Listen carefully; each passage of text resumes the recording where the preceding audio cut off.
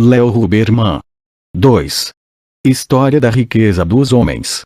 Capítulo 5. O camponês rompe amarras. Uma das modificações mais importantes foi a nova posição do camponês. Enquanto a sociedade feudal permanecia estática, com relação entre senhor e servo fixada pela tradição, foi praticamente impossível ao camponês melhorar sua condição. Estava preso a uma camisa de força econômica. Mas o crescimento do comércio, a introdução de uma economia monetária, o crescimento das cidades proporcionaram-lhe os direitos e ele romper os laços que o prendiam tão fortemente. Quando surgem cidades nas quais os habitantes se ocupam total ou principalmente do comércio e da indústria, passam a ter necessidade de obter do campo o suprimento de alimentos. Surge, portanto, uma divisão do trabalho entre cidade e campo. Uma se concentra na produção industrial e no comércio, o outro na produção agrícola para abastecer o crescente mercado representado pelos que deixaram de produzir o alimento que consomem. Em toda a história o crescimento do mercado constitui sempre um tremendo incentivo da produção. Mas como é possível aumentar a produção agrícola? Há duas formas. Uma é o desenvolvimento intensivo, que significa obter maiores resultados da mesma terra, com maiores plantações, melhores métodos agrícolas, e, de modo geral, através de um trabalho mais intensivo e mais científico. O outro é pela extensão da cultura, que significa simplesmente abrir novas terras que não tenham ainda sido cultivadas. Ambos os métodos foram empregados então. Assim como os pioneiros nos Estados Unidos, procurando uma forma de melhorar sua situação, lançaram os olhos sobre as terras virgens do Oeste, assim o ambicioso campesinato da Europa Ocidental do século XII voltou seus olhos para as terras incultas, então abundantes, como meio de fugir à opressão. Um autor alemão de fins do século assim se referiu à questão. O pobre e o camponês são oprimidos pela avareza e rapina dos poderosos e arrastados a tribunas injustos. Esse grave pecado força muitos a vender seu patrimônio e emigrar para terras distantes.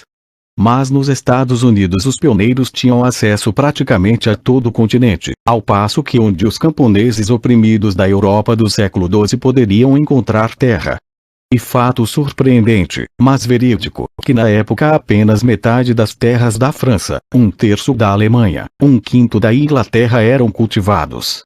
O resto simplesmente consistia de florestas, pântanos e terrenos inaproveitados.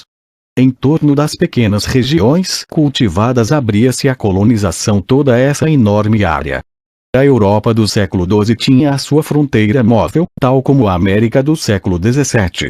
E o desafio das terras inaproveitadas, dos pântanos e florestas foi aceito pelos camponeses habituados ao trabalho duro, atraídos pela isca da liberdade e da propriedade. Milhares de pioneiros vieram preparar caminho para o trabalho do arado e da enxada, queimando a vegetação rasteira e parasitária, abrindo florestas com o machado e levantando as raízes com as picaretas. Dessa forma, a Europa teve a sua marcha para o oeste 5 séculos antes da marcha americana. Quando os pioneiros nos Estados Unidos quebravam seus machados nas árvores do oeste norte-americano entre os séculos 17 e 19, os sons que ouviam eram ecos dos sons provocados pelos seus ancestrais na Europa, 500 anos antes, em circunstâncias semelhantes. Tal como os pioneiros americanos transformaram o deserto numa região de fazendas, os pioneiros europeus esgotaram os pântanos, construíram diques contra a invasão da terra pelo mar, limparam as florestas e transformaram as terras assim recuperadas em campos de cereais florescentes. Para os pioneiros do século XII, como para os do século XVII, a luta foi longa e árdua, mas a vitória significou a liberdade e a possibilidade de ser, total ou parcialmente, donos de um pedaço de terra, isento do pagamento do cansativo trabalho a que sempre estavam obrigados. Não é de surpreender, portanto, que muitos dos camponeses se agarrassem a essa oportunidade. Não é de surpreender que implorassem ansiosamente pela concessão de terras, como disse o bispo de Hamburgo, numa carta pastoral de 1106. 1. Desejamos tornar conhecido de todos o acordo que certas pessoas, residindo deste lado do reino, e que são chamados de holandeses, celebraram conosco, 2. Esses homens nos procuraram e ansiosamente imploraram que lhes concedêssemos certas terras em nossa diocese, que estão inaproveitadas, pantanosas e inúteis para nosso povo. Consultamos nossos súditos e, considerando que isso seria bom para nós e nossos sucessores, concedemos o que nos era pedido. 3. Fez-se um acordo pelo qual eles nos pagarão anualmente 1 dinar para cada geira de terra. Também lhes concedemos o uso dos cursos de água que correm nessa terra. 4. Concordam em pagar o dízimo de acordo com nosso decreto, ou seja, cada 11º feixe de cereal, cada 10ª ovelha, cada 10º porco, cada 10º cabrito, cada 10º ganso e 1/10 de seu mel e linho. 5. Prometeram obedecer-me em todas as questões eclesiásticas. 6. Concordam em pagar todo ano 2 marcos para 100 geiras pelo privilégio de manter tribunais próprios para a solução de todas as suas questões sobre assuntos seculares. O bispo de Hamburgo celebrou esse acordo com os holandeses por ter percebido que seria bom para nós e nossos sucessores outros senhores de terra, tanto a igreja como os leigos. Também perceberam que era realmente lucrativo ter suas terras incultas transformadas em terras produtivas pelos pioneiros, que lhes pagavam um arrendamento anual pelo privilégio de cultivá-las. Muitos desses proprietários não ficaram sentados à espera de serem procurados pelos camponeses interessados que viessem pedir ansiosamente concessão de terras, pondo-se em campo para divulgar, da forma mais ampla possível, que sua terra estava à disposição dos que desejassem colonizá-la e pagar um arrendamento. Alguns senhores mais empreendedores tiveram grande êxito nesse negócio de arrendar o que até então fora terra inútil, conseguindo mesmo estabelecer aldeias inteiras em solo virgem, o que representava um lucro. Esse crescente movimento de colonização tornou produtivos milhares e milhares de hectares de terra inútil. Assim, em 1350 na Silésia havia 1.500 aldeias novas, povoadas por 150.000 a 200.000 colonos. Esse desenvolvimento foi importante, e igual importância teve o fato de que os servos podiam então encontrar uma terra livre, terra que não exigia o penoso pagamento de arrendamento em serviços, mas em dinheiro apenas. O novo tipo de liberdade difundir-se até atingir os servos das velhas propriedades. Durante anos o camponês se havia resignado à sua sorte infeliz. Nascido num sistema de divisões sociais claramente marcadas, aprendendo que o reino dos céus só seria se se cumprisse com satisfação e boa vontade a tarefa que lhe havia sido atribuída numa sociedade de sacerdotes, guerreiros e trabalhadores, cumpria sem discutir. Como a possibilidade de se elevar acima de sua situação praticamente não existia, quase não tinha incentivos a fazer mais do que o necessário para sobreviver. Executava suas tarefas rotineiras de acordo com os costumes. Não havia interesse em fazer experiências com sementes ou outras formas de produzir, porque o mercado onde podia vender a produção era limitado, e muito possivelmente o senhor tomaria a parte do leão do aumento da colheita. Mas a situação se modificara. O mercado crescera tanto que qualquer colheita superior às necessidades do camponês e do senhor poderia ser vendida. Em troca, o camponês podia obter dinheiro. Ainda não estava muito acostumado ao seu uso, mas familiarizava-se com ele, e sabia da existência de uma nova classe de pessoas, os comerciantes, que não se enquadravam no velho esquema de coisas. Prosperava, e a cidade próxima era um lugar maravilhoso onde servos como ele tinham ocasionalmente perambulado e gostado. Nesse mundo em transformação havia uma oportunidade real para gente como ele. Se trabalhasse mais, fizesse colheitas superiores às suas necessidades, poderia reunir algum dinheiro com o qual, talvez, lhe fosse possível pagar em dinheiro os serviços que devia ao Senhor. Se o Senhor não aliviasse e o peso que recaía sobre seus ombros, poderia então ir para a cidade ou para uma região não cultivada, onde servos como ele abriam as florestas e recebiam em pagamento terras isentas de impostos ou taxas. Mas o Senhor estava pronto a trocar o trabalho do servo pelo dinheiro. Também ele se havia familiarizado com o dinheiro e com seu valor no mundo em transformação. Tinha muita necessidade dele para pagar as belas roupas do Oriente que comprara na feira há alguns meses. E havia também uma conta antiga do armador, pela bonita cota de malha comprada para a última expedição guerreira. O senhor tinha muito em que empregar qualquer dinheiro que o servo lhe pudesse pagar. Estava pronto a concordar que, a partir de então, seu servo lhe pagasse um tanto por hectare anualmente, ao invés de trabalhar 2 ou 3 dias por semana, como até então. O senhor realmente não tinha alternativa, pois se não aliviasse as obrigações dos servos, era muito possível que alguns deles fugissem, deixando sem dinheiro e trabalho, e numa bela esparrela. Não, era melhor deixar os servos pagarem um arrendamento ao invés de dar trabalho, como antes. Além disso, havia muito que o senhor percebera ser o trabalho livre mais produtivo do que o trabalho escravo. Sabia que o trabalhador que deixava sua terra para trabalhar na terra do senhor o fazia de má vontade, sem produzir seu máximo. Era melhor deixar de lado o trabalho tradicional e alugar o que lhe fosse necessário, pagando um salário.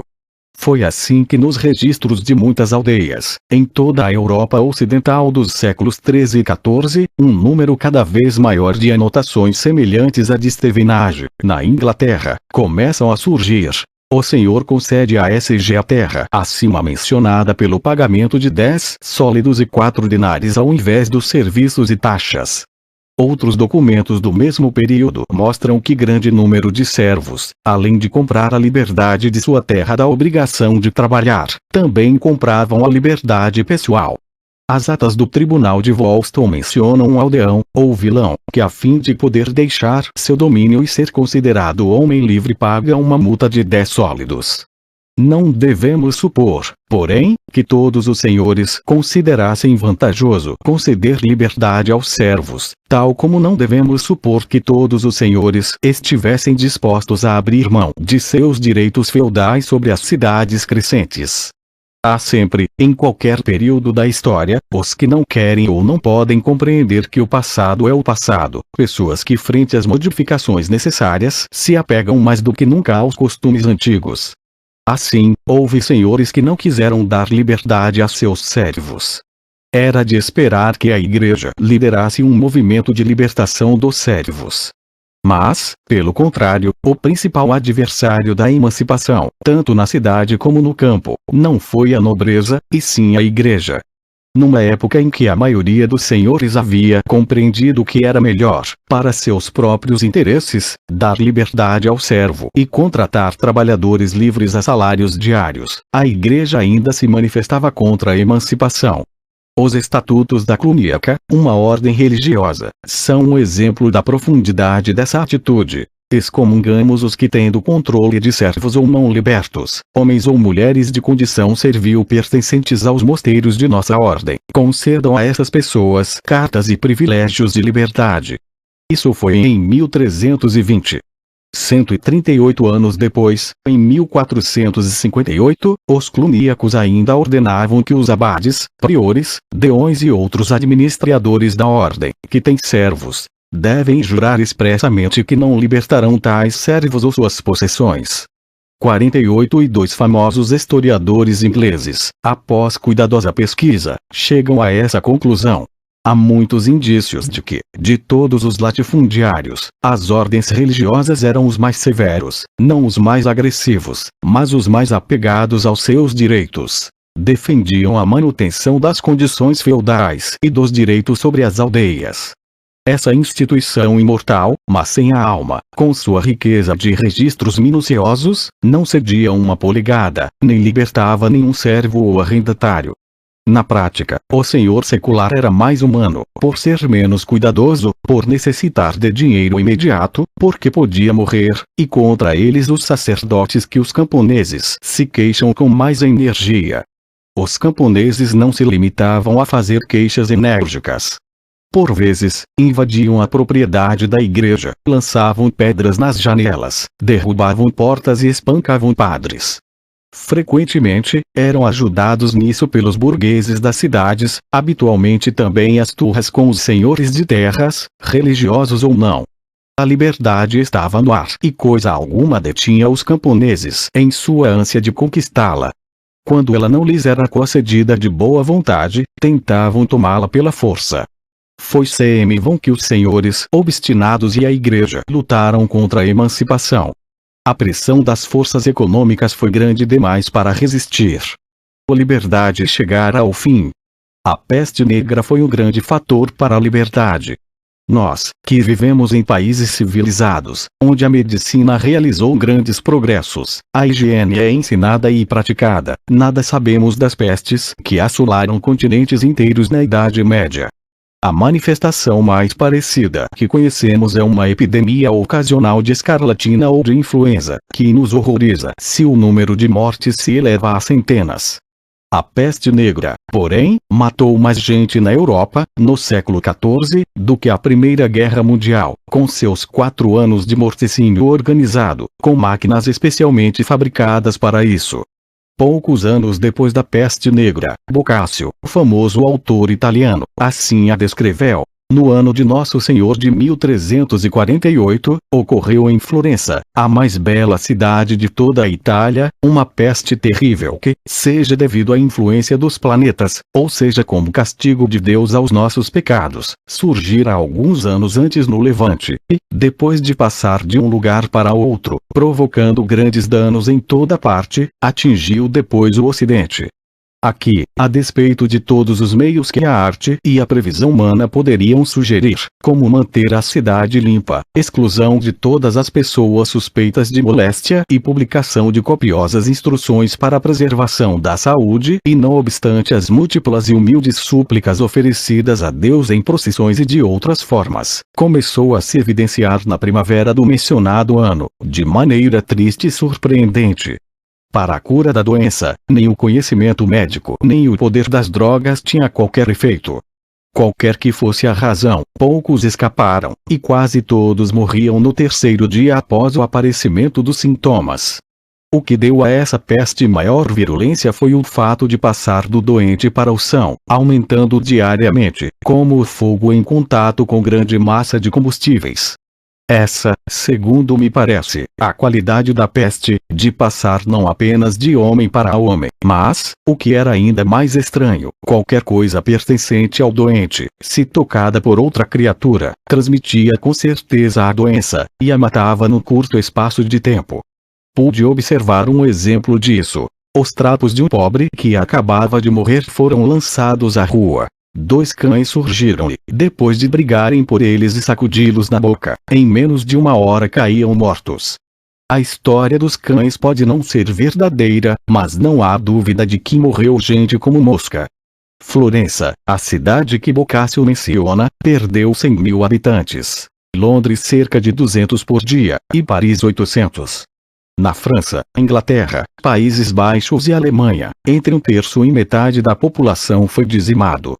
A peste assolou todos os países europeus entre 1348 e 1350, voltando a surgir em alguns deles nas décadas seguintes, atacando os que haviam conseguido escapar antes. Tão grande foi a mortandade que uma nota de desespero pouco comum se insinua nos escritos de um monge irlandês da época. A fim de que meus escritos não pereçam juntamente com o autor, e este trabalho não seja destruído, deixo o meu pergaminho para ser continuado, caso algum dos membros da raça de Adão possa sobreviver à morte e queira continuar o trabalho por mim iniciado. Qual teria sido o efeito de urna peste que matou tanta gente a ponto de despertar dúvidas no homem culto da época sobre a possibilidade de alguém sobreviver? Que efeito teve a peste na posição do camponês na Europa Ocidental? Com a morte de tanta gente, era evidente que maior valor seria atribuído aos serviços dos que continuavam vivos. Trabalhadores podiam pedir e receber mais pelo seu trabalho. A terra continuava ainda intocada pelo flagelo, mas tinha valor apenas em relação à produtividade, e o fator essencial para torná-la produtiva era o trabalho. Como a oferta de trabalho se reduzia, a procura relativa dele aumentava. O trabalho do camponês valia mais do que nunca, e ele sabia disso. O Senhor também sabia. Os que se haviam recusado a comutar a prestação de trabalho a que os servos estavam obrigados mostrarão-se mais dispostos ainda a conservar o mesmo estado de coisas. Os que haviam trocado o trabalho do servo por um pagamento em dinheiro verificaram que os salários dos trabalhadores no campo se elevavam e que os pagamentos que recebiam compravam um volume de trabalho cada vez menor. O preço do trabalho alugado aumentou em 50% em relação ao que fora antes da peste negra. Isso significava que um senhor cujo dinheiro recebido de arrendamento lhe permitia pagar 30 trabalhadores, só podia pagar então 20. Foi em vão que se emitiram proclamações ameaçando com penalidades os senhores que pagassem mais ou os trabalhadores, pastores e lavradores que exigissem mais do que os salários predominantes antes da peste. A marcha das forças econômicas não podia ser sustada pelas leis governamentais do período. Era forçoso o choque entre os senhores da terra e os trabalhadores da terra. Estes haviam experimentado as vantagens da liberdade e isso lhes despertara o apetite para mais do passado. O ódio provocado pela opressão esmagadora dera violentas revoltas de servos. Mas eram apenas explosões locais, facilmente dominadas apesar de sua fúria. As revoltas dos camponeses do século XIV foram diferentes. A escassez do trabalho dera aos trabalhadores agrícolas uma posição forte, despertando neles um sentimento de poder. Numa série de levantes em toda a Europa Ocidental, os camponeses utilizaram esse poder numa tentativa de conquistar pela força as concessões que não podiam obter, ou conservar, de outro modo. Os historiadores discordam das causas das revoltas camponesas. Uma corrente diz que os senhores de terra desejam forçar os camponeses à prestação de trabalho, como antes. Outra, sustenta que os senhores se recusavam a conceder a comutação, quando o camponês já tinha consciência de sua força e lutava para conseguir vantagens. Provavelmente ambos estão certos. De qualquer modo, sabemos pelos documentos que atos de violência foram perpetrados de ambos os lados. Queima de arquivos e propriedades, assassinatos de camponeses ou de seus opressores, ou a execução legal de camponeses revolucionários que tiveram a desgraça de ser capturados. Um desses camponeses foi Adam Cleme, segundo os arquivos de Assisi, na ilha de Ely, na Inglaterra. Julgamento na ilha de Ely, perante juízes nomeados no condado de Cambridge, para punir e castigar insurgentes e seus feitos, na terça-feira anterior à festa de Santa Margarida Virgem 20 de julho. Adam Cleme foi preso como insurgente traidor de seu juramento e porque traiçoeiramente com outros celebrou uma insurreição em Ely, penetrando na casa de Thomas Somernour, onde se apossou de diversos documentos e papéis selados de cera verde do senhor rei e do bispo de Ely, fazendo com que fossem queimados no local, com prejuízo para a coroa do senhor rei. Além disso, o mesmo Adam no domingo e segunda-feira seguintes proclamou ali que nenhum homem da lei ou outro funcionário na execução de seus deveres escaparia sem a degola. E ainda, que o mesmo Adam, no dia e ano acima mencionados, no momento da insurreição, estava andando armado e oferecendo armas, levando um estandarte, para reunir insurgentes, ordenando que nenhum homem de qualquer condição, livre ou não, deveria obedecer ao Senhor e prestar os serviços habituais, sob pena de degola. E assim traiçoeiramente avocou-se o poder real. E nos foi apresentado pelo xerife, e acusado. E diz não ser culpado dos crimes que lhe são imputados ou de qualquer das acusações. E por isso um júri foi constituído pelo senhor rei, de 12 homens bons e direitos etc. escolhidos, jurados e julgados, dizem eles em sua decisão que o acima mencionado Adam é culpado de todas as acusações. Pela ordem da justiça o mesmo Adam foi levado e enforcado etc. Verificou-se que o mesmo Adam tem na cidade acima mencionada bens no valor de 32 shillings, que Ralph Vick, executor do senhor rei, confiscou em nome deste Ethic. Adam Cleme foi enforcado. Milhares de outros camponeses também o foram. As revoltas diminuíram. Mas por mais que tentassem, os senhores feudais não podiam sustar o processo do desenvolvimento agrário. A velha organização feudal rompeu-se sob pressão das forças econômicas que não podiam ser controladas. Em meados do século XV, na maior parte da Europa Ocidental, os arrendamentos pagos em dinheiro haviam substituído o trabalho servil, e, além disso, muitos camponeses haviam conquistado a emancipação completa. Nas áreas mais afastadas, longe das vias de comércio e da influência libertadora das cidades, a servidão perdurava. O trabalhador agrícola passou a ser algo mais do que um burro de carga. Podia começar a levantar a cabeça com um ar de dignidade. Transações que haviam sido raras na sociedade feudal tornaram-se habituais. Em lugares onde a terra, até então, só era cedida ou adquirida à base de serviços mútuos, surgiu uma nova concepção de propriedade agrária. Grande número de camponeses teve liberdade de se movimentar, e vender ou legar sua terra, embora tivessem de pagar certa importância para isso. Os anais do Tribunal de Stevenage, relativos a 1385, registram que um vilão que tinha uma casa e 6 hectares de terra por toda a sua vida, e pagando, por todos os outros serviços devidos, 10 sólidos, apresentou-se à corte e concedeu a terra acima mencionada a outro para toda a sua vida e dá ao senhor uma taxa de 6 dinheiro pelo registro dessa declaração nos tribunais. O fato de que a terra fosse assim comprada, vendida e trocada livremente, como qualquer outra mercadoria, determinou o fim do antigo mundo feudal. Forças atuando no sentido de modificar a situação varriam toda a Europa Ocidental, dando-lhe uma face nova. Capítulo 6. E nenhum estrangeiro trabalhará. Também a indústria se modificara. Anteriormente, era realizada na casa do próprio camponês, qualquer que fosse seu gênero. A família precisava de móveis. Não se recorria ao carpinteiro para fazê-los, nem eram comprados numa loja da rua do comércio. Nada disso. A própria família do camponês derrubava a madeira, limpava-a, trabalhava até ter os móveis de que necessitava. Precisavam de roupa. Os membros da família tosquiavam, fiavam, teciam e costuravam, eles mesmos. A indústria se fazia em casa, e o propósito da produção era simplesmente o de satisfazer as necessidades domésticas. Entre os servos domésticos do senhor havia os que se ocupavam apenas dessa tarefa, enquanto os outros trabalhavam no campo. Nas casas eclesiásticas, também havia artesãos que se especializavam numa arte, e com isso se tornavam bastante hábeis em suas tarefas de tecer ou de trabalhar na madeira ou no ferro.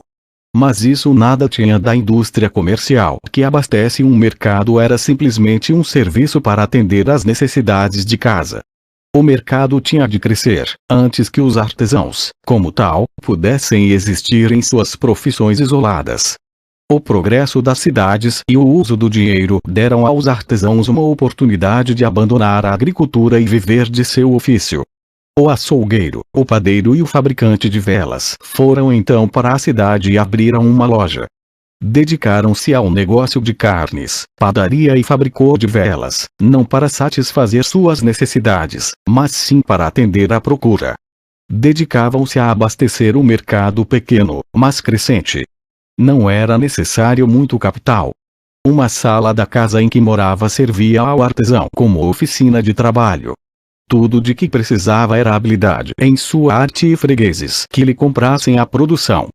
Se fosse bom trabalhador e se tornasse conhecido entre os moradores da cidade, seus produtos seriam procurados, e poderia aumentar a produção contratando 1 ou 2 ajudantes. Estes podiam ser de 2 tipos, ajudantes ou jornaleiros. Os aprendizes eram jovens que viviam e trabalhavam com o artesão principal, e aprendiam o ofício. A extensão do aprendizado variava de acordo com o ramo. Podia durar 1 ano, ou prolongar-se por 12 anos. O período habitual de aprendizado variava entre 2 e 7 anos. Tornar-se aprendiz era um passo sério. Representava um acordo entre a criança e seus pais e o mestre artesão, segundo o qual, em troca de um pequeno pagamento, em alimento ou dinheiro, e a promessa de ser trabalhador e obediente, o aprendiz era iniciado nos segredos da arte, morando com o mestre durante o aprendizado. Concluído este, quando o aprendiz era aprovado no exame e tinha recursos, podia abrir sua própria oficina. Se não os tivesse, podia tornar-se jornaleiro e continuar a trabalhar para o mesmo mestre, recebendo um salário, ou tentar conseguir emprego com outro mestre. Trabalhando duramente e poupando cuidadosamente seus salários, frequentemente conseguia, depois de alguns anos, abrir oficina própria. Naquela época, não era necessário grande capital para dar início a um negócio e começar a produzir. A unidade industrial típica da Idade Média era essa pequena oficina, tendo um mestre como empregador em pequena escala, trabalhando lado a lado com seus ajudantes. E não só esse mestre artesão produzia os artigos que tinha de vender, como também era ele mesmo que realizava a venda. Numa parede da oficina costumava haver uma janela aberta para a rua, onde se penduravam os artigos à venda e se realizava a venda mesma. É importante compreender essa nova fase da organização industrial. As mercadorias, que antes eram feitas não para serem vendidas comercialmente, mas apenas para atenderem às necessidades de casa, passaram a ser vendidas no mercado externo. Eram feitas por artesãos profissionais, donos tanto da matéria-prima como das ferramentas utilizadas para trabalhá-las, e vendiam o produto acabado. Hoje, os trabalhadores na indústria não são donos nem da matéria-prima nem das ferramentas. Não vendem o produto acabado, mas a força do trabalho. Esses artesãos seguiram o exemplo dado pelos comerciantes, e formaram corporações próprias. Todos os trabalhadores dedicados ao mesmo ofício numa determinada cidade formavam uma associação chamada Corporação Artesanal. Hoje em dia, quando um político ou industrial faz um discurso sobre a associação do capital e trabalho, o trabalhador experimentado pode, com justiça, dar de ombros e exclamar: isso não existe. Não pode acreditar nessa afirmação, pois aprendeu pela experiência que há um abismo entre o homem que paga e o que é pago. Sabe que seus interesses não são os mesmos e que toda a conversa do mundo sobre a sociedade entre ambos não modificará a situação. É por isso que suspeita das associações patrocinadas pelas companhias. Não deseja, sempre que possível, participar de uma organização de empregados em que o empregador tenha grande influência. Mas as corporações de artesãos na Idade Média eram diferentes. Todos os que se ocupavam de um determinado trabalho, aprendizes, jornaleiros, mestres artesãos, pertenciam à mesma corporação. Tanto mestres como ajudantes podiam fazer parte da mesma organização e lutar pelas mesmas causas. Isso porque a distância entre trabalhador e patrão não era muito grande. O jornaleiro vivia com o mestre, comia a mesma comida, era educado da mesma forma, acreditava nas mesmas coisas e tinha as mesmas ideias. Era regra, e não exceção, tornar-se o aprendiz, com o tempo, um mestre. Assim sendo, empregador e empregado podiam ser membros da mesma corporação. Mais tarde, quando aumentaram os abusos e as relações já não eram idênticas, encontramos jornaleiros formando corporações próprias. Mas, no princípio dessas organizações, a corporação dos armeiros congregava todos os fabricantes de arreios, a dos armeiros, todos os fabricantes de armas etc. Os aprendizes tinham direitos iguais, o mesmo ocorrendo com os jornaleiros e mestres artesãos. Havia classes nas proporções, mas dentro de cada uma delas predominava a igualdade. E os degraus da escada da ascensão, de aprendiz a mestre, não estavam fora do alcance dos trabalhadores. O leitor já ouviu falar de curtidores de couro branco. É uma profissão fora da moda. No século XIV em Londres representava um negócio de grandes proporções. Organizou-se, então, uma corporação desses curtidores. Pelos seus estatutos, datados de 1346, podemos aprender algo sobre as corporações artesanais. 1. Se qualquer pessoa do dito ofício sofrer de pobreza pela idade, ou porque não possa trabalhar, terá toda semana 7 dinheiros para seu sustento, se for homem de boa reputação. 2. E nenhum estrangeiro trabalhará no dito ofício se não for aprendiz, ou homem admitido à cidadania do dito lugar. 3. Ninguém tomará o aprendiz de outrem para seu trabalho durante o aprendizado, a menos que seja com a permissão de seu mestre. E se alguém do dito ofício tiver em sua casa trabalho que não possa completar, os demais do mesmo ofício ajudarão, para que o dito trabalho não se perca. 4. E se qualquer aprendiz se comportar impropriamente para com seu mestre, e agir de forma rebelde para com ele, ninguém do dito ofício lhe dará trabalho, até que tenha feito as reparações perante o alcaide e os intendentes.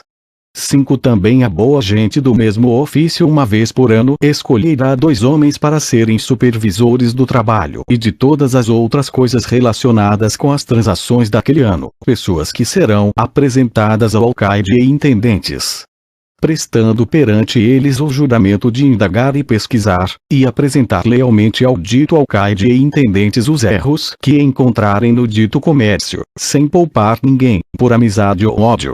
Todas as peles falsas e mal trabalhadas serão denunciadas.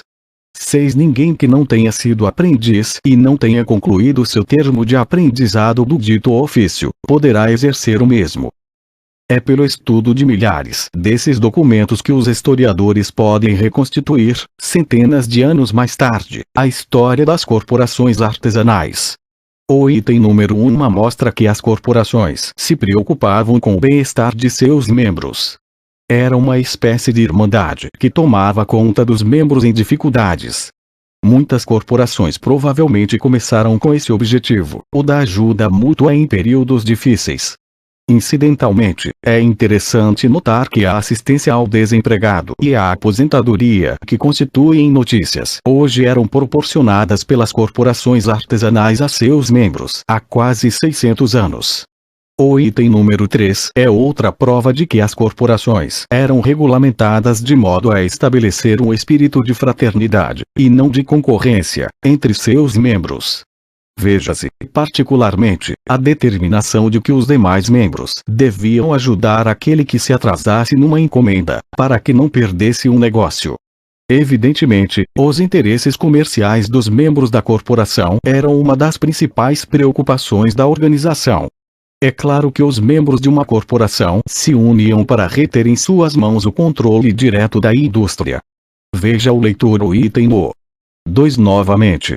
É importante porque mostra como as corporações artesanais, tal como as corporações comerciais, antes delas, desejavam o monopólio de todo o trabalho do gênero na cidade. Para realizar qualquer negócio, era preciso ser membro da corporação artesanal. Ninguém que dela estivesse fora podia exercer o comércio sem permissão expressa.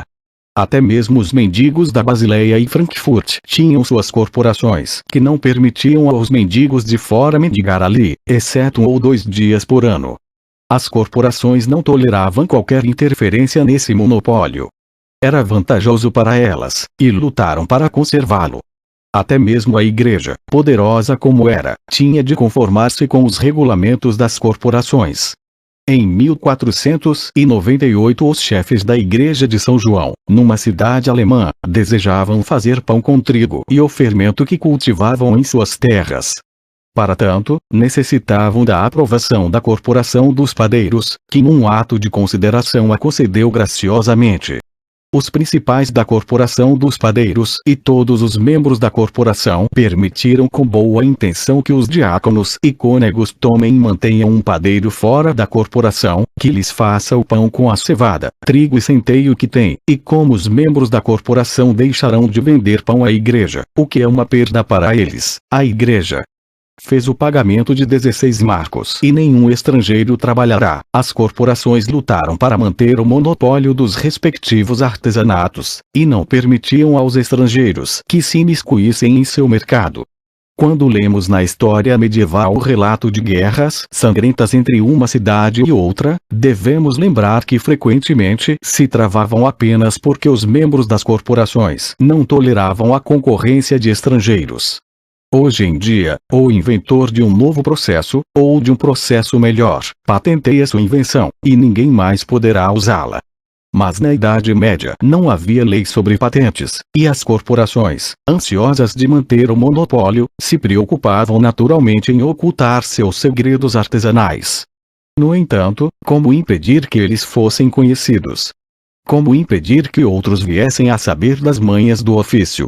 Uma lei veneziana de 1454 nos indica pelo menos um dos métodos. Se um trabalhador levar para outro país qualquer arte ou ofício em detrimento da República, receberá ordem de regressar. Se desobedecer, seus parentes mais próximos serão presos, a fim de que a solidariedade familiar o convença a regressar.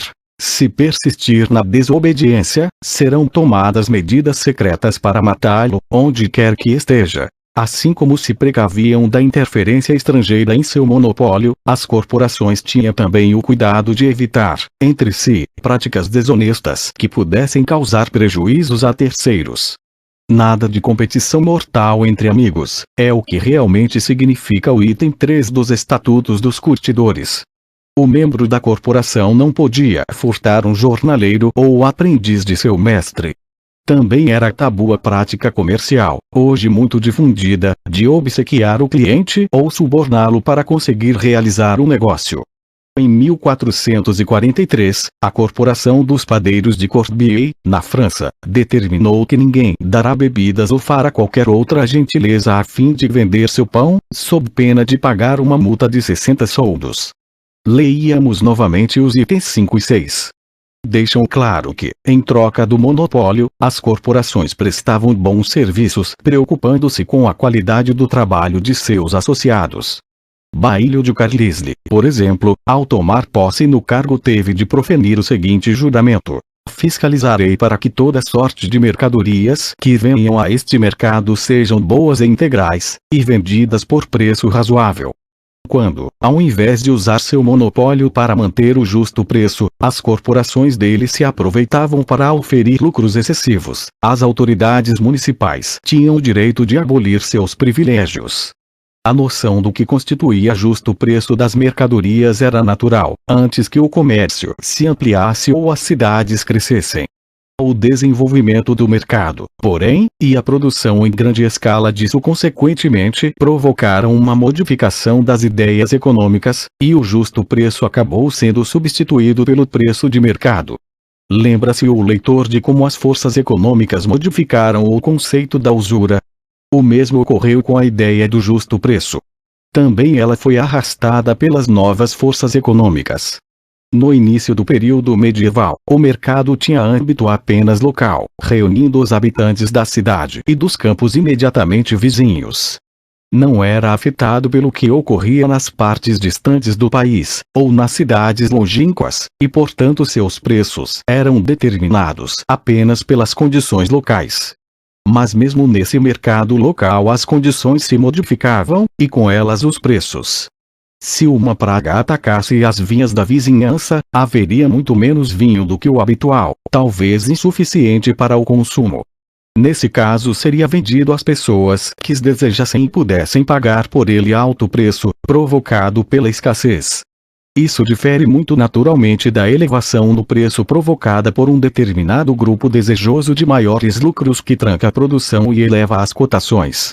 Havia uma grande diferença entre uma alta de preços provocada por condições imprevistas e incontroláveis e outra, provocada pela ambição de um negociante. Aceitava-se, geralmente, que o aumento ocorresse em épocas de fome, mas isso era considerado como uma ocorrência anormal e inteiramente provocada por condições excepcionais. Não interferia no justo preço, o natural, e não justificava lucros excessivos. Era legítimo que o camponês, no anos de más colheitas, procurasse pelo seu produto pagamento melhor do que no anos de fartura, já que o número de sacos à venda era menor.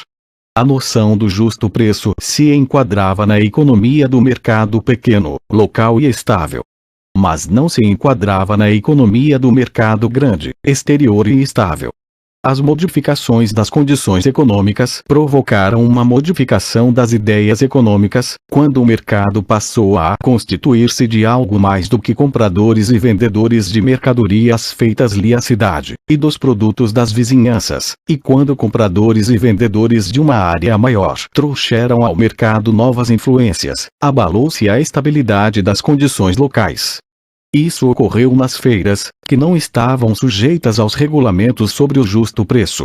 Com a ampliação do comércio, as condições relativas ao mercado passaram a ser muito mais variáveis, deixando aquele preço de ser praticável. Ele deu lugar, finalmente, ao preço do mercado. Mas embora esse processo estivesse em evolução, foi necessário um longo prazo para que as pessoas o compreendessem e um prazo ainda maior para que concordassem com ele. Ideias e hábitos costumam permanecer muito tempo após o desaparecimento das condições que os originaram.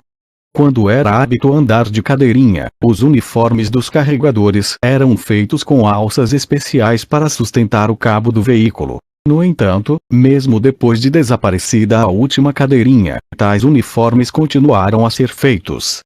As alças eram consideradas parte necessária do equipamento de um carregador, e os alfaiates continuavam a fazê-las, mesmo quando sua utilidade desaparecerá inteiramente.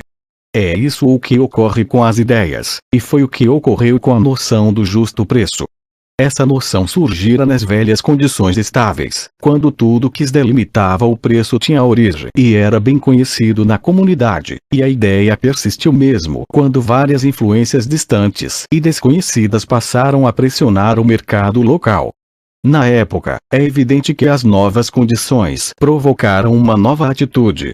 Essa atitude se reflete na obra de Jean Buridan, reitor da Universidade de Paris no século XIV. O valor de uma coisa não deve ser medido por sua validade intrínseca e necessário levar em conta as necessidades do homem e avaliar as coisas em suas relações para com essa necessidade. Buridan falava, nesse caso, da oferta e procura. Argumentava que as mercadorias não tinham valor fixo, independente das condições. O justo preço foi, portanto, derrubado e substituído pelo preço de mercado. Tal como se modificou o conceito de preço, modificou-se também a organização das corporações. Na verdade, a história é uma série de modificações. É por isso que este capítulo se inicia com a descrição do funcionamento das corporações e termina com o colapso desse sistema. O sistema de corporações tivera duas características fundamentais: a igualdade entre os senhores e a facilidade com que os trabalhadores podiam passar a mestres.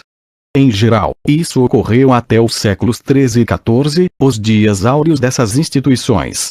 Depois disso, ocorreram modificações inevitáveis. A igualdade entre mestres tornou-se, em certas corporações, algo do passado. Certos mestres prosperaram, chamaram a si maior parcela do poder, começaram a olhar com superioridade para seus irmãos menos afortunados e acabaram formando corporações exclusivamente suas. Surgiram então as corporações superiores e inferiores, e os mestres das inferiores trabalharam até mesmo como assalariados para os senhores das primeiras. As corporações de mercadores de antes, que como o leitor se lembrar que tinham um monopólio de comércio da cidade, foram suplantadas pelas artesanais, cada qual comerciando em seus artigos. Em certos casos, porém, as corporações comerciais abandonaram o comércio em geral e passaram a se especializar num artigo determinado, e, ao invés de morrerem, floresceram como grandes corporações. Em outros casos, os membros abastados das corporações abandonavam a produção, concentrando-se no comércio, tornando-se assim organizações fechadas que não admitiam artesãos, tal como ocorreu com as 12 companhias de fornecimentos de Londres, os 6 corpos de Métier em Paris e a Artimaggiore em Florença. Eram organizações selecionadas, poderosas e ricas, e davam as ordens. Antigamente, a direção de uma corporação podia caber a qualquer de seus membros, rico ou pobre. Agora passava a haver discriminação. Assim, entre os vendedores de roupas usadas em Florença, nenhum dos que apregoavam nas ruas, e entre os padeiros, nenhum dos que levavam o pão de casa em casa, às costas ou à cabeça, poderia ser eleito para reitor. Do controle das corporações exclusivistas ao controle do governo municipal bastava um passo, que foi dado pelos membros dessas grandes organizações. Tornaram-se os verdadeiros administradores da cidade e quase em toda parte os mais ricos e influentes eram mais ou menos identificados com o governo municipal. No campo, a aristocracia de nascimento constituía a classe dominante. Nas cidades, a aristocracia do dinheiro predominava.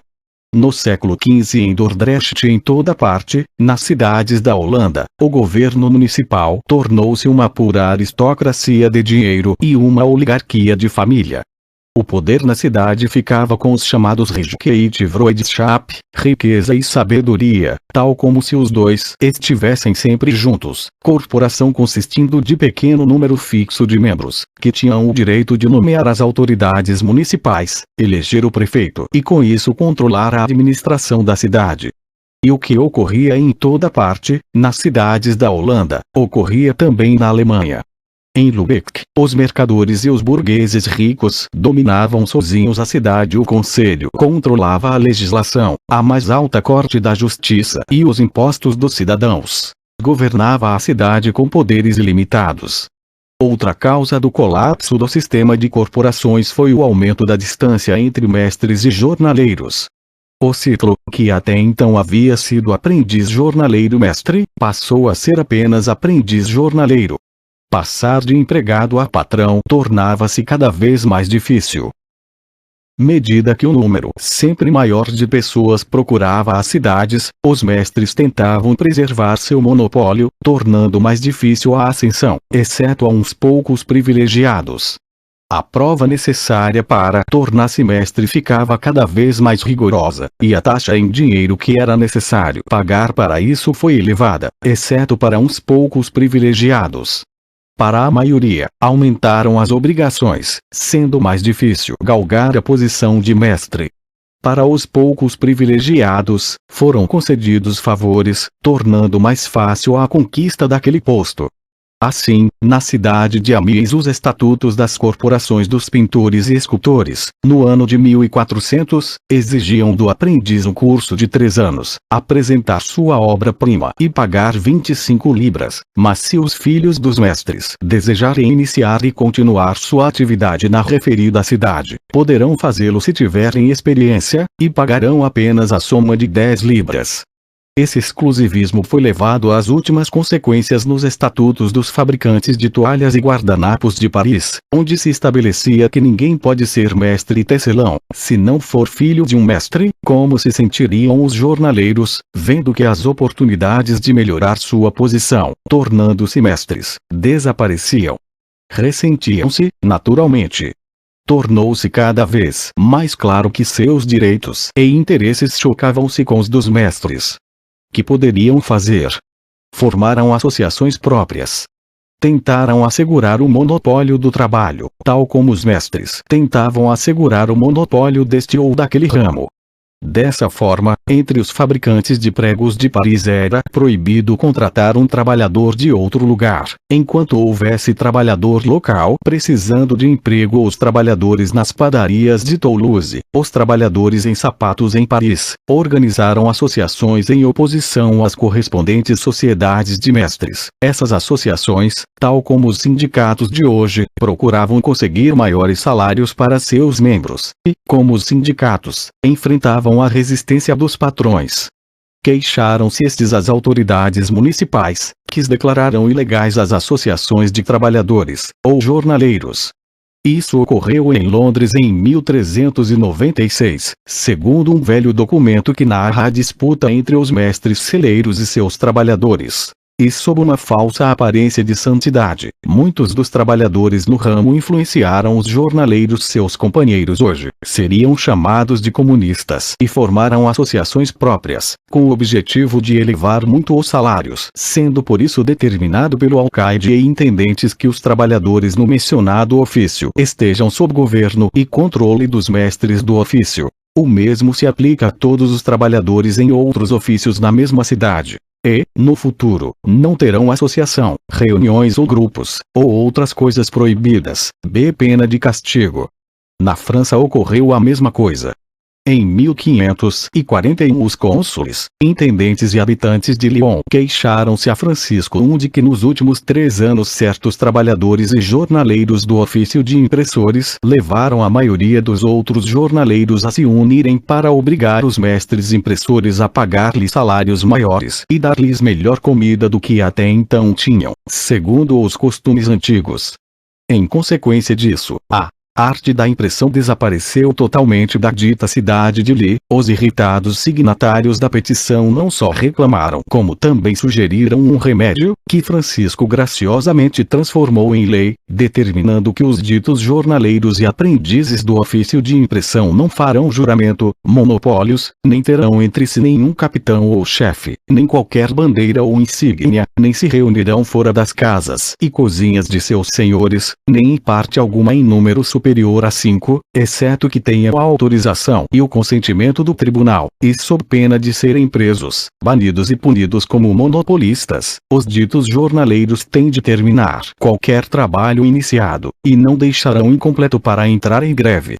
Como era natural, a disputa sobre salários mais altos foi particularmente intensa no período imediatamente posterior à peste negra.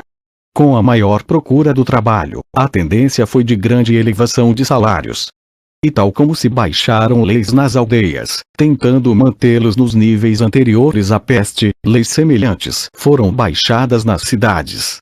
Na Inglaterra, a Lei dos Trabalhadores de 1349 determinava que nenhum homem pagará ou prometerá pagar maiores salários que os habituais, nem de qualquer forma receberá ou pedirá o mesmo, sob pena de ter de pagar o dobro do que pede celeiros, peleiros, curtidores, sapateiros, alfaiates, ferreiros, carpinteiros, pedreiros, teleiros, e outros artífices e trabalhadores, não receberão por seu trabalho e ofício mais do que costuma lhe ser pago. Na França, uma lei semelhante foi aprovada em 1351.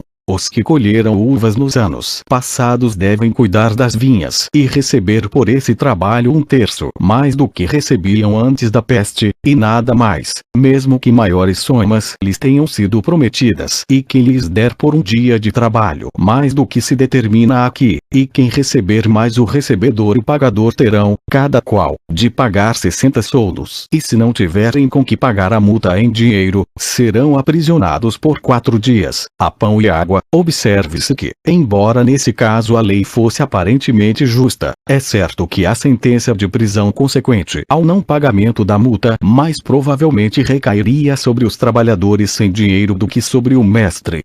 Observe-se também que lançar homens à prisão não contribuiria para aliviar a escassez do trabalho. Essas leis não tiveram êxito. Os mestres pagavam e os trabalhadores exigiam e recebiam mais.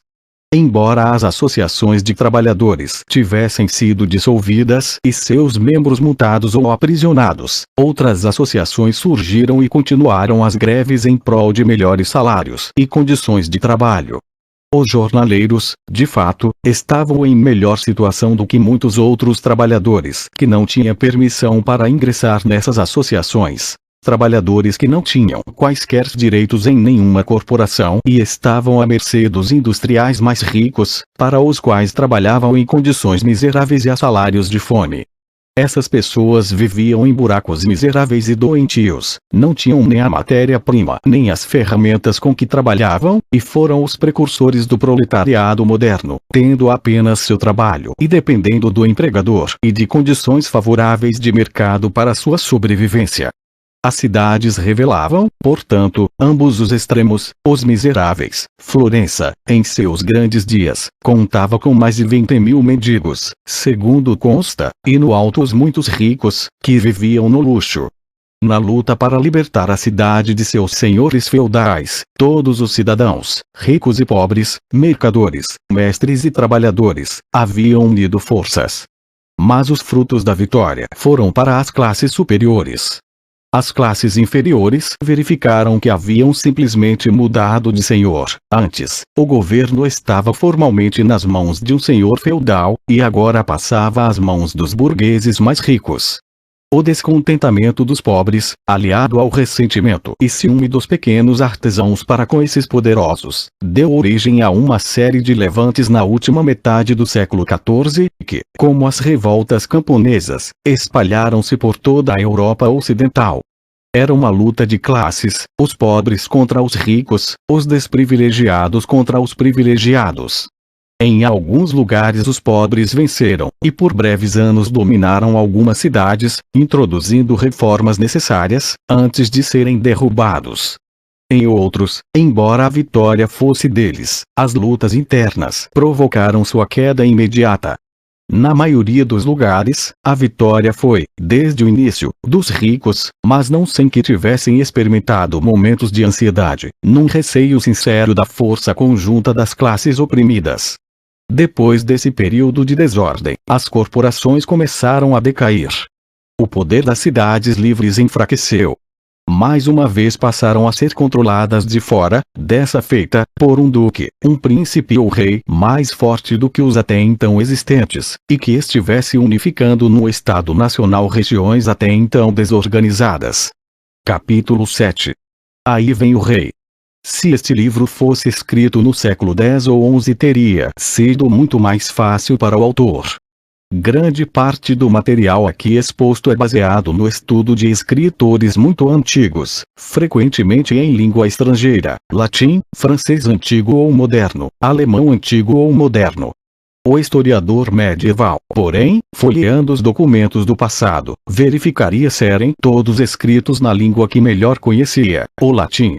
Não faria diferença nenhuma se ele morasse em Londres, Paris, Hamburgo, Amsterdão ou Roma. O latim era a língua universal dos eruditos. As crianças naquela época não estudavam inglês, alemão, holandês ou italiano. Estudavam latim. Falava-se inglês, alemão etc., mas essas línguas só mais tarde passaram a ser escritas. O monge espanhol com sua Bíblia na Espanha lia as mesmas palavras latinas que eram lidas pelos monges de um mosteiro inglês. Nas universidades do período encontravam-se estudantes de toda a Europa Ocidental conversando e estudando juntos sem a menor dificuldade. As universidades eram instituições verdadeiramente internacionais. A religião também era universal. Quem se considerasse cristão nascia na Igreja Católica. Não havia outra. E, espontaneamente ou a contragosto, era necessário pagar impostos a essa igreja e sujeitar-se às suas regras e regulamentos. Os serviços religiosos em Southampton muito se assemelhavam aos de Gênova. Não havia limites estatais à religião. Muita gente pensa hoje que as crianças nascem com o instinto de patriotismo nacional. Evidentemente isso não é verdade. O patriotismo nacional vem em grande parte de se ler e ouvir falar constantemente nos grandes feitos dos heróis nacionais. As crianças do século X não encontravam em seus livros didáticos desenhos de navios de seu país afundando os de um país inimigo. Por uma razão muito simples. Não havia países, tal como os conhecemos hoje. A indústria, como o leitor se lembrará de ter lido no capítulo anterior, deixou de ser doméstica e passou à cidade. Tornou-se local, embora não fosse nacional. Para os comerciantes de Chester, na Inglaterra, as mercadorias londrinas que pudessem interferir no seu monopólio eram tão estrangeiras como as procedentes de Paris. O mercador em grande escala sentia o mundo como sua província, e tentava com o mesmo interesse fincar pé no ou noutro. Mas em fins da Idade Média, no decorrer do século XV, tudo isso se modificou. Surgiram nações, as divisões nacionais se tornaram acentuadas, as literaturas nacionais fizeram seu aparecimento, e regulamentações nacionais para a indústria substituíram as regulamentações locais. Passaram a existir leis nacionais, línguas nacionais e até mesmo igrejas nacionais. Os homens começaram a considerar-se não como cidadãos de Madrid, de Quente ou de Paris, mas como da Espanha, Inglaterra ou França. Passaram a dever fidelidade não à sua cidade ou ao senhor feudal, mas ao rei, que é um monarca de toda uma nação. Como ocorreu essa evolução do Estado Nacional? Foram muitas as razões políticas, religiosas, sociais, econômicas. Livros inteiros foram escritos sobre esse interessante assunto. Temos espaço para examinar apenas algumas causas, principalmente econômicas. A ascensão da classe média é um dos fatos importantes desse período que vai do século X ao século XV. Modificações nas formas de vida provocaram o crescimento dessa nova classe e seu advento trouxe novas modificações no modo de vida da sociedade. As antigas instituições, que haviam servido a uma finalidade na velha ordem, entraram em decadência. Novas instituições surgiram, tomando seu lugar. É uma lei da história. O mais rico é quem mais se preocupa com o número de guardas que há em seu quarteirão. Os que se utilizam das estradas para enviar suas mercadorias ou dinheiro a outros lugares são os que mais reclamam proteção contra assaltos e isenção de taxas de pedágio. A confusão e a insegurança não são boas para os negócios. A classe média queria ordem e segurança. Para quem se poderia voltar? Quem, na organização feudal, lhe podia garantir a ordem e a segurança? No passado, a proteção era proporcionada pela nobreza, pelos senhores feudais. Mas fora contra as extorsões desses mesmos senhores que as cidades haviam lutado. Eram os exércitos feudais que pilhavam, destruíam e roubavam. Os soldados dos nobres, não recebendo pagamento regular pelos seus serviços, saqueavam cidades e roubavam tudo que podiam levar. As lutas entre os senhores guerreiros frequentemente representavam a desgraça para a população local, qualquer que fosse o vencedor. Era a presença de senhores diferentes em diferentes lugares ao longo das estradas comerciais que tornava os negócios tão difíceis. Necessitava-se de uma autoridade central, um Estado nacional, um poder supremo que pudesse colocar em ordem o caos feudal. Os velhos senhores já não podiam preencher sua função social. Sua época passara. Era chegado o momento oportuno para um poder central forte. Na Idade Média, a autoridade do rei existia, teoricamente, mas de fato era fraca. Os grandes barões feudais eram praticamente independentes. Seu poderio tinha de ser controlado, e realmente o foi. Os passos dados pela autoridade central para tornar-se capaz de exercer o poder nacional foram lentos e irregulares. Não se assemelharam a uma escada, com um degrau sobre outro, levando firmemente uma direção definida, mas sim uma estrada acidentada, com muitas idas e vindas. Não levou 2, ou 50 ou 100 anos. Levou séculos, mas, finalmente, tornou-se realidade. Os senhores começaram a enfraquecer por terem perdido grande parte de seus bens em terras e servos. Sua força havia sido desafiada e parcialmente controlada pelas cidades. E em certas regiões, em sua constante guerra entre si, estavam realizando o extermínio mútuo. O rei fora um aliado forte das cidades na luta contra os senhores. Tudo que reduzisse a força dos barões fortalecia o poder real. Em recompensa pela sua ajuda, os cidadãos estavam prontos a auxiliá-lo com empréstimos de dinheiro. Isso era importante, porque com o dinheiro o rei podia dispensar a ajuda militar de seus vassalos. Podia contratar e pagar um exército pronto, sempre a seu serviço, sem depender da lealdade de um senhor. Seria também um exército melhor, porque tinha uma única ocupação: lutar. Os soldados feudais não tinham preparo, nem organização regular que lhes permitisse atuar em conjunto, com harmonia. Por isso, um exército pago para combater, bem treinado e disciplinado, e sempre pronto quando dele se necessitava, constituía um grande avanço. Além disso, o progresso técnico nas armas militares também exigia um novo tipo de exército. A pólvora e o canhão estavam começando a entrar em uso, e seu emprego eficiente demandava preparo. E ao passo que o guerreiro feudal podia levar sua armadura, não lhe seria fácil carregar canhão e pólvora. O rei foi grato aos grupos comerciais e industriais que lhe possibilitaram contratar e pagar um exército permanente, bem equipado com as últimas armas. Repetidas vezes recorreu à nascente classe de homens de dinheiro, para empréstimos e doações. Eis aqui um exemplo, tomado ao século XIV, quando o rei da Inglaterra pediu ajuda à cidade de Londres. Sir Robert de Acheby, representando o rei, foi à municipalidade de Londres e em nome do rei convocou o alcaide e os intendentes da cidade a comparecerem perante o rei nosso senhor e o seu conselho, e o rei então fez oralmente menção das despesas que realizara em sua guerra em países além do mar, e que ainda teriam de ser feitas, e pediu-lhes um empréstimo de 20.000 libras esterlinas.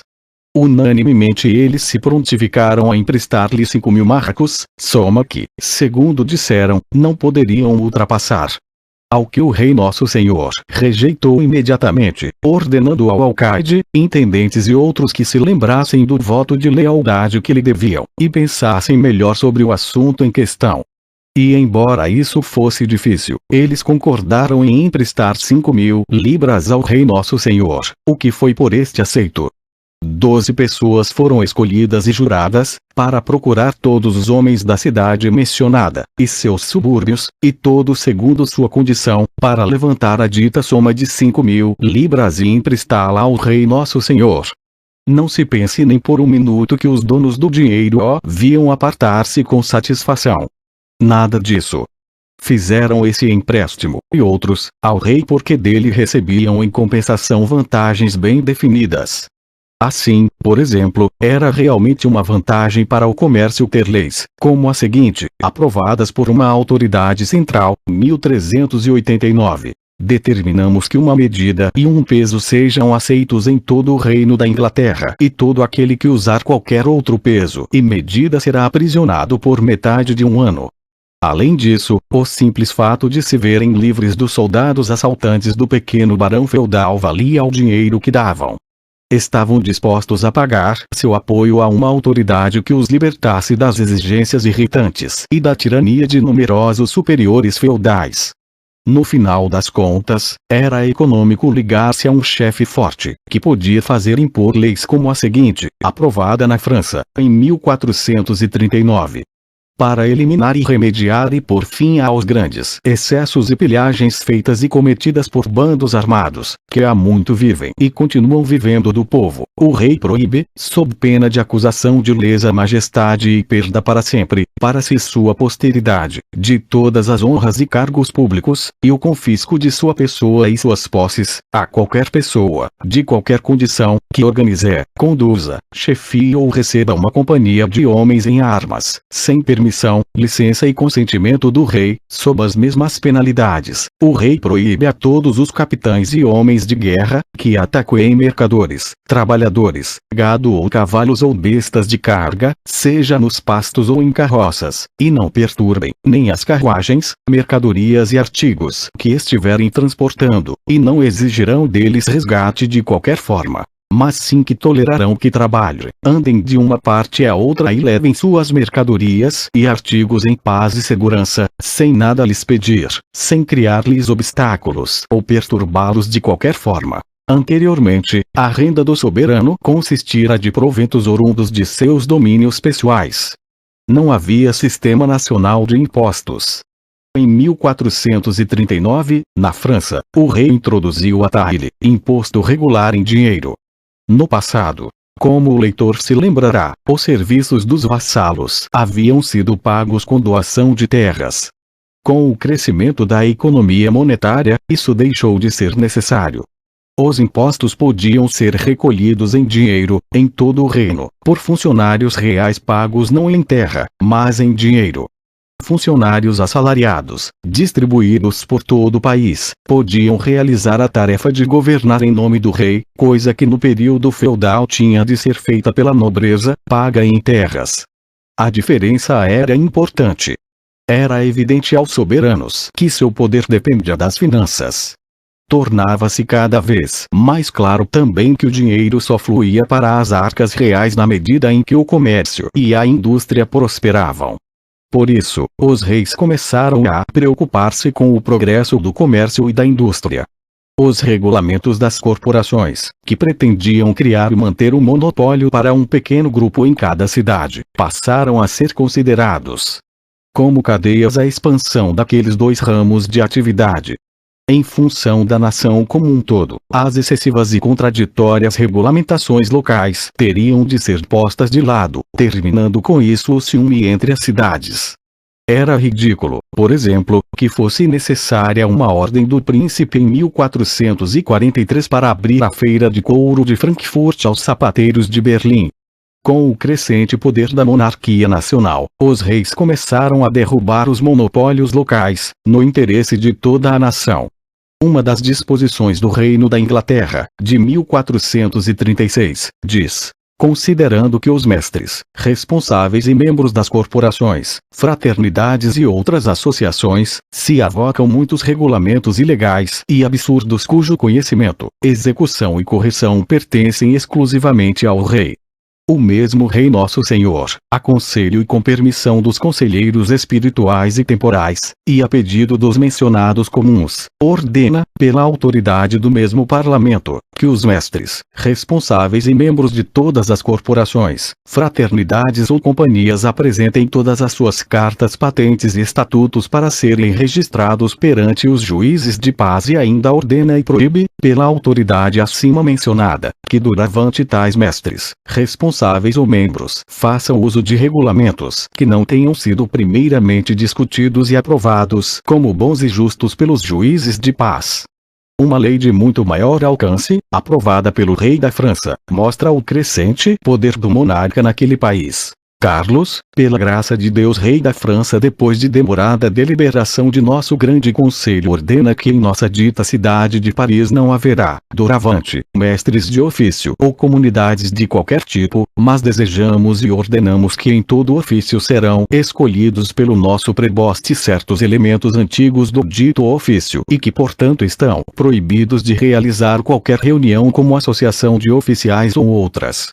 A menos que tenham nosso consentimento, permissão e licença, ou consentimento de nosso preboste sob pena de serem tratados como rebeldes e desobedientes de nós e de nossa coroa da França, e de perda de direitos e possessões. Não foi tarefa pequena reduzir os privilégios monopolistas de cidades poderosas. Nos países em que elas eram realmente fortes, como na Alemanha e Itália, somente séculos depois se estabelecia uma autoridade central com poder bastante para controlar tais monopólios. É essa uma das razões pelas quais as comunidades mais poderosas e ricas da Idade Média foram as últimas a atingir a unificação necessária às novas condições econômicas. Em outros territórios, embora algumas cidades resistissem a essa limitação de seu poderio, indo ao ponto de lutarem, o ciúme e o ódio impediram que se unissem contra as forças nacionais reunidas, e, felizmente para elas, foram derrotadas.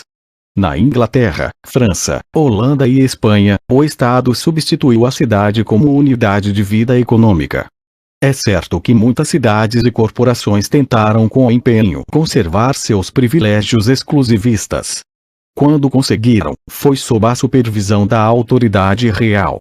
O Estado Nacional predominava porque as vantagens oferecidas por um governo central forte, e por um campo mais amplo de atividades econômicas, eram do interesse da classe média como um todo. Os reis sustentavam-se com o dinheiro recolhido da burguesia, e dependiam, cada vez mais, de seu conselho e ajuda no governo de seus crescentes ramos. Os juízes, ministros e funcionários vinham, em geral, dessa classe. Na França do século XV, Jacques Coeur, banqueiro de Lyon e um dos homens mais ricos da época, tornou-se conselheiro real. Na Inglaterra dos Tudor, Thomas Cromwell, advogado, e Thomas Gresham, merceeiro, chegaram a ministros da coroa. Um pacto tácito foi concluído entre a realeza e a burguesia industrial de empreendedores e empregadores. Colocavam a serviço do Estado monárquico sua influência política e social, os recursos de sua inteligência e sua riqueza. Em troca, o Estado multiplicava seus privilégios econômicos e sociais. Subordinava a ela os trabalhadores comuns, mantidos nessa posição e obrigados a uma obediência rigorosa. Era um exemplo perfeito do provérbio uma mão lava a outra. Um interessante sinal dos tempos, na Inglaterra, foi o afastamento dos venezianos e dos mercadores alemães da Liga Hanseática, que tinham uma estação em Londres. Os estrangeiros haviam, sempre, controlado a importação e exportação do país. Haviam comprado a vários reis, sucessivamente, seus lucrativos privilégios comerciais. Mas nos séculos XV e XVI os comerciantes ingleses começaram a levantar a cabeça. O grupo denominado Mercadores Aventureiros, principalmente, era uma associação particularmente ativa, que desejava arrancar das mãos dos estrangeiros esse comércio proveitoso. A princípio não realizaram grandes progressos, porque o rei queria dinheiro em troca de concessões, e porque medidas drásticas poderiam provocar problemas com outros governos. Mas os mercadores aventureiros ingleses insistiram, e em 1534 os venezianos perderam seus privilégios, e 6 anos mais tarde a Liga Hanseática reclamava ao rei. Muito embora a concessão tivesse sido feita há muito tempo aos mercadores da Liga Hanseática, e essa mesma concessão tivesse sido renovada e permitida por Vossa Excelsa Majestade, para que nenhuma forma de imposto, pensão ou pagamento indevido seja cobrada das pessoas, mercadorias ou produtos dos ditos mercadores. Não obstante tudo isso, a favor dos pisoeiros e tosqueadores de Londres adotaram-se medidas tais que nenhum mercador da Hanseática ousará embarcar ou retirar do reino da Inglaterra quaisquer roupas, tecidas ou não, sob pena de perda das mesmas. Como a Liga Hanseática levasse a lã inglesa para ser transformada em roupas em Flandres e na Alemanha, a florescente indústria de roupas inglesa apoiou os mercadores aventureiros. Lutando unidos, com a ajuda de Gresham, merceeiro, em boa hora colocado como ministro da coroa, ganharam a parada. Os privilégios da Hanseática alemã foram gradualmente reduzidos e, em 1527, a sede londrina da antes poderosa Hansa foi finalmente fechada. Os camponeses que desejavam cultivar seus campos, os artesãos que pretendiam praticar seu ofício e os mercadores que ambicionavam realizar seu comércio, pacificamente, saudaram essa formação de um governo central forte, bastante poderoso para substituir os numerosos regulamentos locais por um regulamento único, de transformar a desunião em unidade. Entre as causas que contribuíram para essa união está o sentimento de nacionalidade então surgido. Isso se evidencia na vida, luta e morte de Jeanne d'Arc. Na França, os senhores feudais eram particularmente fortes, e, durante a Guerra dos 100 Anos com a Inglaterra, o mais poderoso, o Duque de Borgonha, aliou-se aos ingleses e impôs várias derrotas sérias ao rei francês. Jeanne, que desejava ver a Borgonha como parte da França, escreveu ao Duque: Jeanne, a donzela, deseja que estabeleçais longa, boa e segura paz com o rei de França. Em toda a humildade vos peço, imploro e exorto a que não façais mais guerras no sagrado reino de França. Foi inspirando ao exército francês entusiasmo e confiança, e uma crença no sentimento de serem todos franceses, tornando a causa do rei a causa de todos os franceses, que Jeanne prestou serviço à sua pátria, incitando muitos a serem tão fanáticos pela causa da França quanto ela. O soldado, a serviço do senhor feudal, que ouvisse Jeanne afirmar que nunca vi correr sangue francês, mas meu cabelo se eriça de horror, podia ver além de seu senhor e pensar em sua fidelidade à França, ao meu país. Assim, o localismo foi suplantado pelo nacionalismo, e a era de um soberano poderoso, à frente de um reino unido, teve início. Bernard Shaw, em sua Santa Joana, excelente peça sobre a donzela, tem um trecho importante sobre os efeitos desse nascente espírito de nacionalismo. Um clérigo e um senhor feudal ingleses estão discutindo as habilidades militares de um senhor francês. O capelão: ele é apenas um francês, meu senhor. O nobre: um francês. Onde arranjou você essa expressão? Então esses borgonheses, bretões, picardos e gascões começam a se intitular franceses, tal como nossos companheiros estão começando a se chamar ingleses. Falam da França e Inglaterra como de seus países. Imagine, país deles. Que vai ser de nós, se essas ideias se generalizarem? O capelão: por que, senhor? Poderá isso nos prejudicar? O nobre: o homem não pode servir a dois senhores. Se essa ideia de servir ao país tomar conta do povo, adeus autoridade dos senhores feudais, e adeus autoridade da igreja. Esse nobre de visão ampla tinha, evidentemente, razão. O único rival poderoso que o soberano tinha pela frente era a igreja, e seria inevitável o choque dos dois. Para os monarcas nacionais, não havia possibilidade de dois chefes de um mesmo estado. E o poder de que dispunha o Papa tornava-o muito mais perigoso do que qualquer senhor feudal.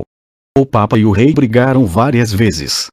Houve, por exemplo, a questão de quem teria o direito de nomear bispos e abades, quando ocorresse uma vaga. Isso tinha grande importância, porque tais cargos eram compensadores, o dinheiro vinha, naturalmente, da grande massa popular que pagava impostos à igreja.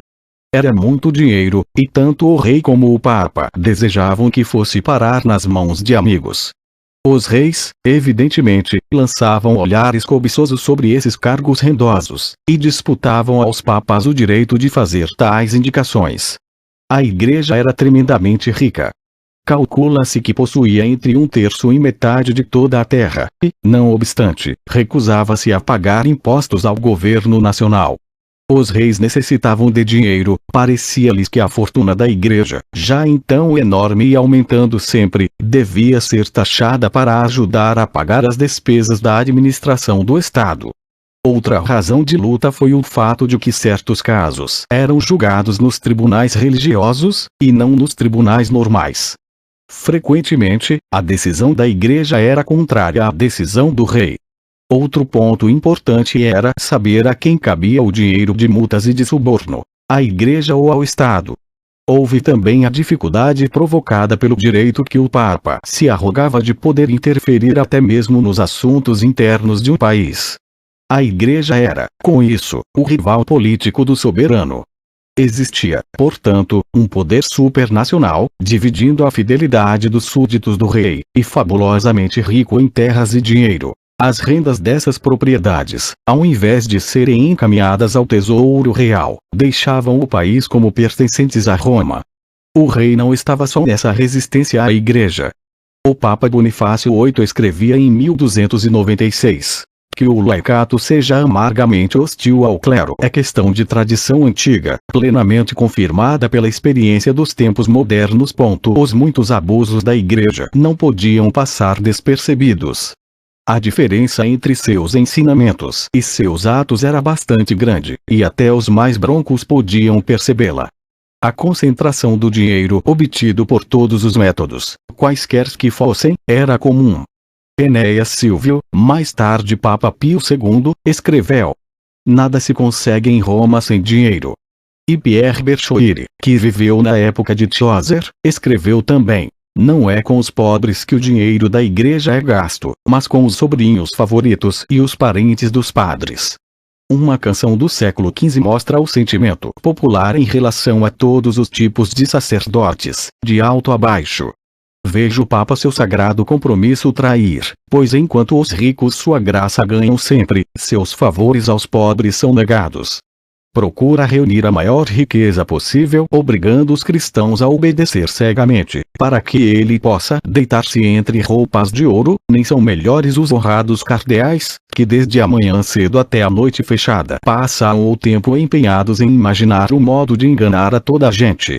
Nossos bispos também estão mergulhados em pecado semelhante, pois impiedosamente arrancam a própria pele de todos os padres que por acaso vivam bem. Por ouro podemos conseguir seu selo oficial a qualquer ordem, não importa o que diga. Sem dúvida somente Deus pode pôr fim às suas roubalheiras. Também entre todos os padres e clérigos menores há, sabe Deus, grande número cujas obras e vida diária contrariam os ensinamentos que pregam cotidianamente, pois, cultos ou ignorantes, estão sempre dispostos a fazer comércio de todo o sacramento, inclusive da própria missa sagrada. É certo que monges e frades exibem com estardalhaço as regras. Os muitos escândalos e abusos da igreja eram públicos e notórios muitos séculos antes que Martinho Lutero pregasse as suas 95 teses à porta da igreja, em Wittenberg, em 1517. Houve reformadores religiosos antes da Reforma Protestante. Porque, então, a separação da Igreja Católica Ocidental e o estabelecimento de igrejas nacionais em lugar da Igreja Universal Única, ocorreu nesse momento, e não antes. Os primeiros reformadores religiosos, ao contrário de Lutero, Calvino e Knox, cometeram o erro de tentar reformar mais do que a religião. Wycliffe fora, na Inglaterra, o líder espiritual da revolta camponesa, e Hus, na Boêmia, não só protestara contra Roma, como também inspirara um movimento camponês de caráter comunista, ameaçando o poder e os privilégios da nobreza. Isso significava, de certo, que tais movimentos foram combatidos não só pela Igreja, mas também pelas autoridades seculares e, portanto, que foram esmagados. Lutero e os reformadores que o seguiram não comprometeram o apoio da classe dominante pregando doutrinas perigosas de igualdade. Lutero não era um radical. não comprometeu sua oportunidade de êxito colocando-se ao lado dos oprimidos. Pelo contrário, quando, pouco depois de iniciada sua reforma, irrompeu na Alemanha uma revolta generalizada de camponeses, em parte sob a influência de seus ensinamentos, ele ajudou a sufocá-la. Esse rebelde da igreja podia dizer: estarei sempre ao lado dos que condenam a rebelião e contra os que a provocam. Esse reformador, tão indignado contra os órgãos governamentais da igreja, escreveu: Deus prefere que existam os governos, por piores que sejam, do que permitir a ralé que se amotine, por mais razão que tenha. Enquanto os camponeses revoltados de 1525 gritavam: Cristo fez livres todos os homens, Lutero estimulava os nobres a aniquilá-los, com estas palavras: aquele que mata um rebelde faz o que é certo. Portanto, todos os que puderem devem punir, estrangular ou apunhalar, secreta ou publicamente, os que perecerem nessa luta devem realmente ser considerados felizes, pois nenhuma morte mais nobre poderia ocorrer a ninguém. Uma das razões, portanto, do êxito de Lutero foi não cometer o engano de tentar derrubar os privilegiados. Outra razão importante para o advento da reforma naquele preciso momento está no fato de que Lutero, Calvino e Knox apelavam para o espírito nacionalista de seus adeptos, no período em que esse sentimento crescia. Como a oposição religiosa a Roma coincidia com os interesses do nascente Estado Nacional, tinha possibilidades de êxito. Naquela época, quando a luta do Estado Nacional contra a autoridade papal se estava tornando cada vez mais aguda, o discurso à nobreza alemã de Lutero encerrava esse conselho caro aos príncipes. Porquanto o poder temporal foi concedido por Deus para a punição dos maus e a proteção dos bons, devemos permitir que ele cumpra seu dever em toda a cristandade, sem respeito a pessoas, quer atinja papas, bispos, padres, monges, freiras ou quem quer que seja. Parte desse dever, sugere astutamente, é acabar com o controle pelos estrangeiros, e, insinua, tomar os tesouros e terras da igreja. Esse último ponto é importante. Acredita-se que mais de 300 mil florins são enviados da Alemanha a Roma todo ano, sem qualquer razão. Há muitos imperadores e príncipes da Alemanha permitiram ao Papa recolher annates de todos os feudos alemães, ou seja, a metade da renda do primeiro ano de todos os feudos. E como os annates estão sofrendo vergonhosos abusos, eles, os príncipes, não devem permitir que suas terras e seu povo sejam tão lamentavelmente e injustamente despojados e arruinados. Por meio de uma lei imperial ou nacional, devem conservar no país os annates, ou aboli-los totalmente. Diga-se a um grupo de pessoas que não só tem o direito, como o dever de expulsar o estrangeiro poderoso que vem desafiando sua autoridade, em seu próprio país. Acene-se para tal grupo a enorme riqueza do estrangeiro como prêmio a ser colhido quando ele for expulso, e certamente haverá fogo. A igreja teria perdido seu poder mesmo que a reforma protestante não tivesse ocorrido. De fato, a igreja já havia perdido esse poder, pois sua utilidade se reduzia. Antes, era bastante forte para propiciar à sociedade um certo alívio das guerras feudais, impondo a trégua de Deus. Agora, o rei estava em melhores condições para assustar essas pequenas guerras. Antes, a igreja tinha controle completo da educação. Agora, surgiam escolas independentes fundadas por mercadores que haviam prosperado. Antes, o direito da igreja fora supremo. Agora, o velho direito romano, mais adequado à necessidade de uma sociedade comercial, fora ressuscitado. Antes, a igreja era a única que dispunha de homens cultos, capazes de conduzir os negócios do Estado. Agora, o soberano podia confiar numa nova classe de pessoas treinadas no movimento comercial e consciente das necessidades do comércio e da indústria do país. Esse novo grupo, a nascente classe média, sentia que havia um obstáculo no caminho de seu desenvolvimento, o ultrapassado sistema feudal. A classe média compreendia que seu progresso estava bloqueado pela Igreja Católica, que era a fortaleza de tal sistema. A igreja defendia a ordem feudal, e foi em si mesma uma parte poderosa da estrutura do feudalismo. Era dona, como senhor feudal, de cerca de 1/3 da terra, e sugava ao país grande parte de suas riquezas. Antes que a classe média pudesse apagar o feudalismo em cada país, tinha de atacar a organização central, a Igreja. E foi o que fez. A luta tomou um disfarce religioso. Foi denominada Reforma Protestante. Em essência, constituiu a primeira batalha decisiva da nova classe média contra o feudalismo.